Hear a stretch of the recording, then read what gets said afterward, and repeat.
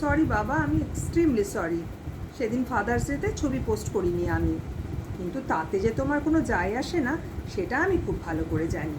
তবে মাদার্স ডেতে ছবি পোস্ট না করলেও সম্মান করি আমি সব মাকে, কারণ কোথাও যেন মনে হয় মা হয়তো মনে করে আমাকে, হয়তো কোনো উপায় ছিল না, হয়তো ছিল না সাহস মনে, হয়তো কেউ মেনে নেয়নি আমায়, হয়তো অপমানও করেছে জনে জনে। আবার এটাও হতে পারে ভুলে গেছে আমায়, নতুন করে সংসারে ব্যস্ত আছে আজ, হয়তো ফাদার্স ডেতে নিজের সন্তানকে শেখাচ্ছেন এই দিন বাবার ছবি পোস্ট করা সন্তানদের কাজ। সে যাই হোক, তবুও তো 9 মাস 10 দিন কষ্ট করেছে মা, করেনি কেউ অন্য। তাই একটু হলেও গর্ব করি আমি মায়ের জন্য। কিন্তু বাবা তুমি কী করে করতে পারলে এটা আমার সঙ্গে?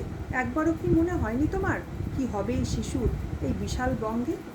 যাক ছাড়ো, ওই যে ছবি দেখো না তোমরা, লেখা থাকে তাতে অনাথ বলে শুভ জন্মদিন বলবে না তোমরা, কিন্তু বিশ্বাস করো ওই রকম করুণা ভিক্ষা করি না তো কখনো আমরা। ওই যে বড় বড় চোখ, কালো গায়ের রং, এক মুখ হাসি নিয়ে যে ছেলেটা ক্যামেরার দিকে দেখে, তোমরা অনাথ বলে করুণা দেখাও, অথচ তোমরাই তাদের পরিচয় দিয়েছো ঠেকে। ছবি পোস্টে ঝড় উঠল সেদিন, দেখলাম সবার বাবা রাজা। তবে কোথায় গেল আমার বাবা? কিসের পেলাম সাজা?